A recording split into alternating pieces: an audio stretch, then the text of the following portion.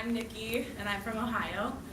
I was with DBB West, obviously. I think you guys all know that. Okay, so I'll start. A year ago, I was in high school.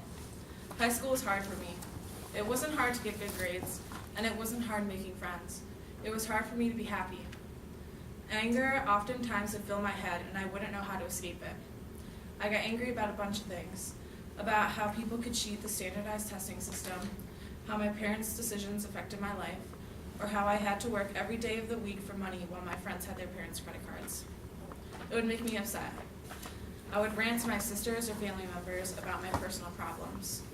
Words of unfair, it shouldn't be like this, something has to change, slipping from my mouth.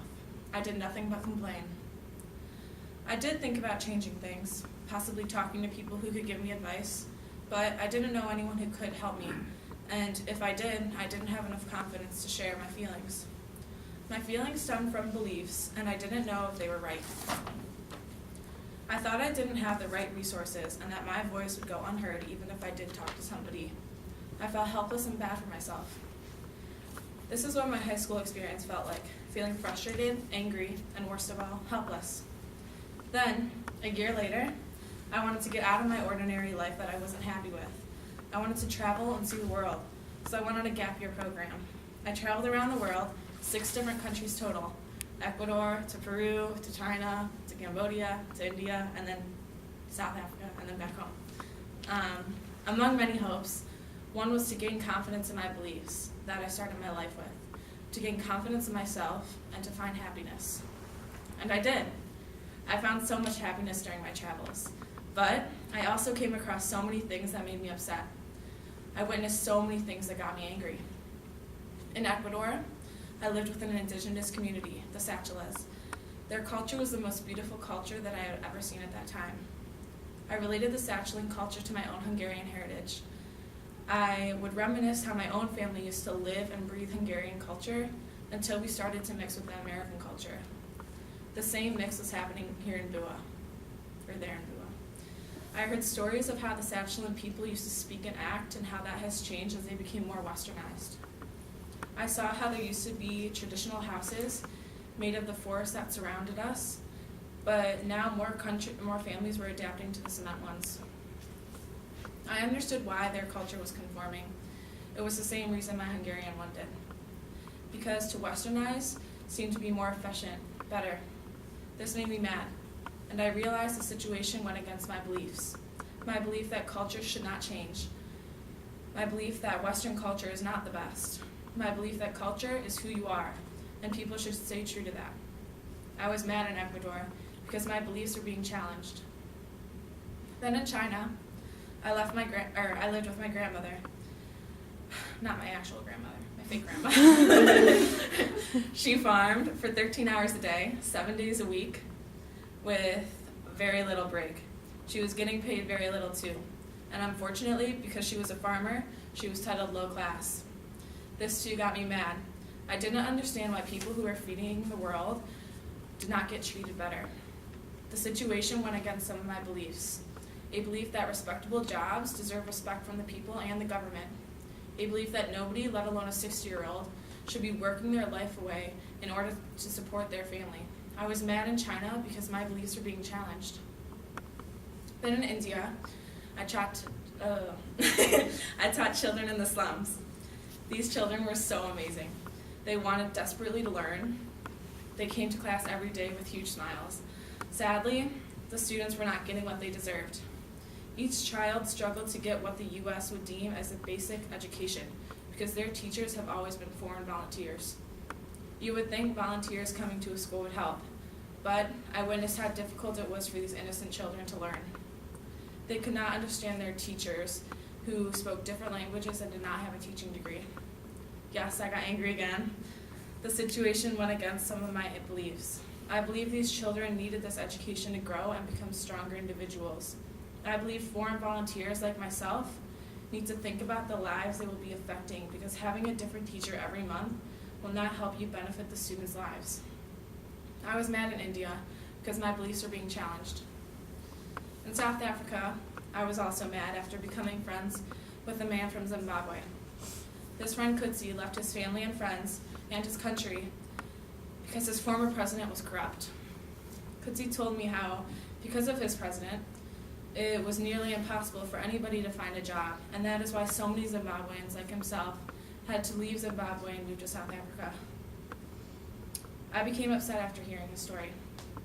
I could not imagine the feeling of having to leave everyone I loved behind just to make a living. I got mad because the situation went against my beliefs. I believe nobody should feel like they have to leave their family. I believe that the people of a country should be able to replace their president if they are corrupt. All of these things Kutsi could not do. It was all out of his hands to change. I was mad in South Africa because my beliefs were being challenged. My mind went crazy with all that I saw. I was so angry again. I realized a lot of the beliefs that I was being challenged with dealt with injustices, and it upset me. It made me upset that so many people around the world had to struggle every day with something that they have no control over. Anger was not all that I felt. I felt guilt too, that I did not have to worry about these problems in my own life. I questioned why I was so lucky to not have these injustices, and why did I complain so much before about what some people would just dream to have, like homework, clothes, or boredom. I felt anger and guilt. I questioned what type of things I could do to fix those injustices I saw. I now had people to talk to. I now had confidence in my beliefs. I even had possible solutions, but none were set in stone. I have come to learn that there is no simple solution to a problem, and that any developmental change has to have the right process. Is it a local or someone from miles away implementing change? Who will be benefiting and who won't be? Is creating a solution to a specific injustice going to create more problems? More questions would come to my head, and it felt like boulders blocking my path to the finish line. Although this brought frustration because it seems like it would take years to change anything, I was more comforted. I felt comforted to understand the process, to understand why it was so difficult to change anything. Even then, though, I felt anger and guilt. I thought about how I could turn this anger into something else, and then one day I realized I should not feel guilty. Instead, I should be grateful for everything I have. I should turn these emotional experiences into educational ones. So I promised myself to embrace my Hungarian culture and not let it be diminished anymore. I want to accept everything that my culture has to offer. I promised myself to be grateful for the farmers in my community, to support and advocate on their behalf. I promise to be grateful for the education I have and to go to class with a smile on my face because I can. I also promise to be grateful I could find work close to my family and friends. I told myself to no longer complain about having to go to work. All these injustices I faced changed my life because the anger I felt around them made me look at life differently than before. How? The anger I felt taught me to look at how to look at life. I didn't let the injustices make me sad and helpless. I took those experiences and angers that came with it and turned it into gratefulness. This year has taught me to turn frustrating experiences into educational ones, to learn about where that frustration comes from, to learn how I can look at it differently, and to finally learn what I can do to not let it get me angry anymore. But I also wanted to turn this anger into something else, a motivation. So I promised one more thing to myself, to try my hardest to eliminate the injustices I saw. My goal is to make at least one person's life more just, because I believe I can. I may not have it figured out yet, that perfect solution that doesn't hurt anybody or anything. All I know is I do not want to go back into these countries and conform them to my own, because I know my country has injustices too, and that is not something that other countries should strive to be. I have a hope that relatively alternatively developing countries, or RAD countries, will develop into something great on their own. Okay, RAD countries are what my TBV family decided that the terms developing and third world weren't accurate, so we came up with relatively alternatively developing, RAD. Okay, let me go back. So I want to support the people that changed my life. I want to offer advice, to advocate change in their honor, and to search for other people fighting for the same thing, a just world. I promise to try my hardest to create this world. Since my time abroad is over now, I have come to realize that I do not feel anger anymore.